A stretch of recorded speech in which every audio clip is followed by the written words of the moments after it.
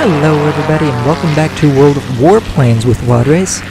And today's match is, well, it's kind of going to be going back to where I started off with World of Warplanes, which is a couple of matches in my, a couple of my Spitfire variations. This first match is going to be in the Spitfire 1A, which is a Tier 5 premium aircraft in World of Warplanes. And this aircraft also has the added bonus of having a unique commander, which improves her performance, her overall maneuverability by 10% with its unique skill, which basically makes her one of the most maneuverable planes in the game right now. And that is definitely going to show over the course of this match, and yeah, it's just gonna be very, very good. For this particular match, I was also divisioned up with another pilot that I've kind of run into several times, Batushka, and I think I pronounced his name right, I could be wrong, but he's definitely one of the better pilots I've had the opportunity to fly against, and he and I just kind of enjoy chatting back and forth every now and then.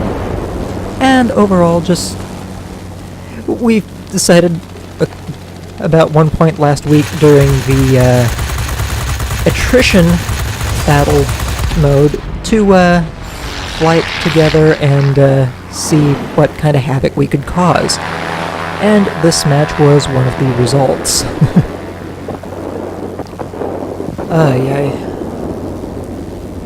Now see, right there, A6M50. That is one of the planes that normally in a Spitfire I would not consider engaging, just because if I don't miss, or if I miss the kill shot, I'm probably not going to get a chance to get at him again, because he's probably going to turn around and get on me before I can do anything about him. But in the Spitfire 1A, I've got the maneuverability to say, you know what, I don't mind taking on a zero. So I did, and unfortunately, he actually didn't maneuver all that much. So, yeah, bad for him, good for me, I guess. Beyond that, I'm just kind of trying to keep my target selection reasonable, whatever's closest. 109E3, the other Tier 5 aircraft that has a premium commander. I'm sure he's running it, but there's nothing you can do to make a 109 even anywhere near as maneuverable as a Spitfire. He should not have been trying to outturn me. In fact, he probably should have just throttled up and bailed the hell out. But, you know what, his loss. And now just trying to dodge the AA guns while I finish fighting off enemy aircraft to capture this base. Hey, lots and lots of guns, and unfortunately I do bite the dust while fighting that zero again. But he wasn't maneuvering all that much. Anyway. The only thing that I will say I hate about the replays, or warplanes in general, is that when you die it gives you a view of one of your teammates, and as far as that goes in regards to the gameplay, it kind of keeps it a little bit active, but I think as far as the replay perspective, it's just a bit awkward. But overall, you can see I'm doing a pretty good job. I've only been shot down once. Team's kind of starting to make headway on enemy aircraft kills. And, I mean, we've got most of the bases captured too. We're doing real good. And we just kind of keep going and knocking planes out of the sky as much as we can. Though one of the nice benefits, I suppose, is that the enemy team just kind of focuses their attention over this central base, which, yeah, it makes life a little bit easier, and it also brings a lot of them into my kill box as well, because I definitely wasn't letting anybody out of my airspace, that's for sure. taking on the Zero again, and he's finally trying to take me on in a turn duel. Unfortunately, I catch him on fire, and I guess he just doesn't have any fire mitigation skills because he burns himself down. Ay, ay, ay. Hey, I'll take it, right?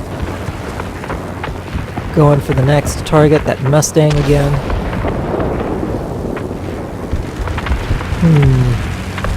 Just waiting to close distance. The one thing I do have to say about the Spitfire 1A is that because she doesn't have the autocannons that are on the, or those 20mm autocannons, the Hispanos that are on most of the other Spitfire variants, she really just kind of lacks the firing range that the Spitfire 1, Spitfire 5, 9, and I think 16 have. So yeah, what she's lacking in range, she does make up for a decent amount of continuous firepower because these guns really do not overheat that badly. Up and now finally stuck into a turning duel with a Zero. Hey, guess what? Outturned him a little bit, repaired my engine, and you can see my maneuverability versus this Zero is just so much better with this unique captain. I'm actually staying inside of his turning range, and eventually I just completely outturn him overall, to the point where I get behind him and he can no longer shake me. And he's down, he's gone. 1 point left, and done. 12,575 personal points earned for the match. Unfortunately, I do not keep the results screens as far as actual credit earnings and EXP for the matches in World Warplanes, but I mean, that's a pretty good... These are still pretty good numbers right here. And I mean, you've got a Hunt for Hawk, 6 aircraft killed, capture points, Blade of Vengeance Stage 1. Just overall, really, really good earnings in regards to this match. Get ready for now action. We come into this week's battle mode, which is the Bomber Escort missions. And let me tell you, I've had a doozy of a time with these. As far as the Bomber Escort missions go, I think I've only actually really had like 3 or 4 escort missions out of a few dozen, actually, that have successfully made it to the target. And trust me, I've been trying. Now, granted, for whatever reason, I've also... Well, actually, I kind of know why. It's because I've been trying to get my B-17 up to the Specialist configuration, which I really only started trying to push hard right after this particular battle mode started. So I've kind of been stuck on the escort team because, well, that's the only team that's actually allowing bombers to partake in the missions as well. But even so, it's just the ending up on the escort team is kind of seeming lately like it's basically a guaranteed loss, and I can tell you exactly why. And that's because all of the players who play fighters and whatnot on the escort team do the same thing that actual fighters that were charged with escorting bomber groups did back in World War II. And that was, they see enemy fighters and they go off looking for personal fame and glory and forget to actually escort the bombers. So they'll sit way off over messing with the little fighters and whatnot, and not even realize that you've got a squadron of heavy fighters that are just absolutely decimating the bombers. And as far as myself goes, I've only been on the defending team, I think, 2 or 3 times total over the course of this event, over, what, 3 or 4 dozen matches. And I've actually had a couple of those that turned out to be losses too, because for whatever reason it seems like I get the crapshoot teams where whatever goes on, I just end up with the team that has the worst luck. Oh, and by the way, you're actually going to be seeing quite a bit more of that Spit DB605. I think after this first time where I shot him down, he just kind of decided to have it out for me. And so yeah, he actually is going to make a point several times over the course of this match to just kind of make a beeline for me. It's like he forgets everybody else is around him. Now, I suppose I'm also kind of making myself... I'm painting a target on my back because I'm easily the highest performing member on my team, even at this point. I mean, I've already got 10,000 personal points, and that number is just... it's just gonna keep ticking. But yeah, he's actually going to be a relatively constant thorn in my side over the course of this match.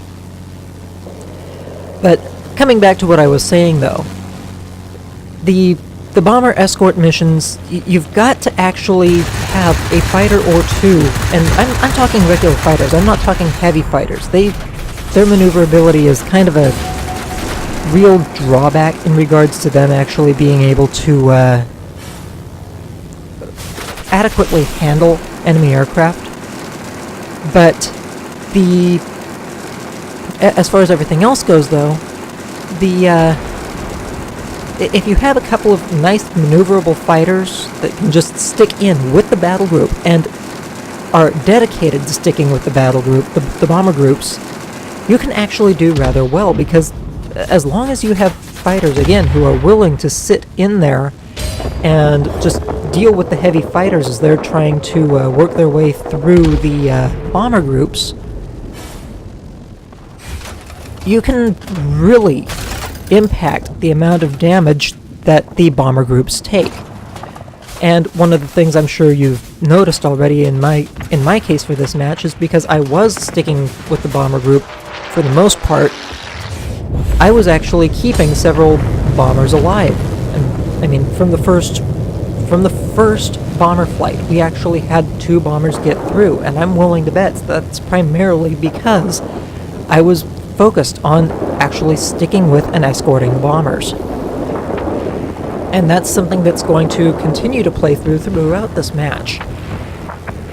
But yeah, I really have to wonder how much some of the players of World of Warplanes have actually learned from Warplanes history of actual aerial engagements.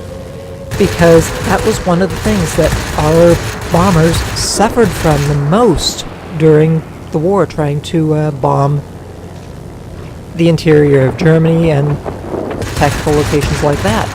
It was because while they were given fighter escorts, their fighters would see enemy fighters on the horizon and go off to chase them, looking for personal fame and glory, shooting down the enemy, and they would abandon the bombers, leaving the bombers completely alone and isolated for a wing of fighters that was sitting, waiting for the fighters to peel off and actually engage the decoys. And the Germans would deliberately decoy the fighters away with a larger fighter group waiting to just come in and devastate the bombers. So, yeah, this is, again, just something that I feel kind of needs to be mentioned. And while this stage of the event really only lasts like another few hours at the time I'm making this video, I really just kind of have to wonder who actually is making an effort to try and learn from any of this at all. Oh, and by the way, that mosquito that rammed me, he just kind of came out of nowhere, didn't he? Ay, ay, ay. I do die a few times over the course of this mission, I will admit, but I also do more than my fair share worth of damage, as I'm sure you've already noticed. I mean, I really dedicate myself to protecting those bombers as much as I possibly can. Because, again, I have learned from history, and I know exactly what needs to be done. Now, unfortunately, I don't have the time to get over to the other bomber group and defend it anymore, so I'm just gonna sit myself in with this bomber group and defend it against the enemy that are incoming now. And, I mean, you can see how much I've dedicated myself to even sticking with this bomber group, because I just kind of start weaving back and forth to keep my airspeed up and still stay with them while I'm waiting for the enemy planes to draw close. I want the enemy to get in close. Why? Because while they're focusing on attacking the bombers, I can attack them. And there goes that 605 again.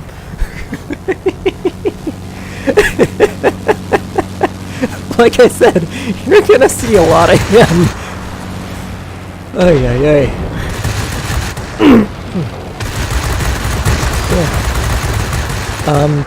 Yeah, 3 heavy fighters in with the bomber group, and they're just focusing on the bombers. They're not even worrying about me. All I have to do is worry about shooting them down, and yeah, I'd work them over very, very quickly, because that's one of the other nice things about the Spitfire, is that she does have, in this case the Spitfire 5, she does have those 20mm Hispanos, which as long as they are cooled down enough, oh my god, they will shred heavy fighters and light fighters alike. And unfortunately I did get shot down again. This time, yeah, it was that DB605 who came back, but unfortunately he was not in time to prevent the bombers getting through, and 4 bombers got through on that run. So at this point, we're already substantially farther along for a bomber escort than either of my teams previously, I might add. Any of my previous teams. We only have 4 points left on the enemy installation that are actually ready to be taken down. Usually, my usual luck, by this point, there are still 10 full... That enemy installation is still at full health. If this says anything about the luck I've had with teams so far. So yeah, I'm actually... This is why I'm kind of doing this video from this perspective, is that I'm really having huge issues with just the sheer ineffectiveness of friendly players, and the fact that they have not learned, despite the last couple of days, that they really need to actually escort the bombers. They need to stick with them and actually focus on the defense, instead of, oh, there's enemy planes, go get them! It's been driving me bonkers, it really has.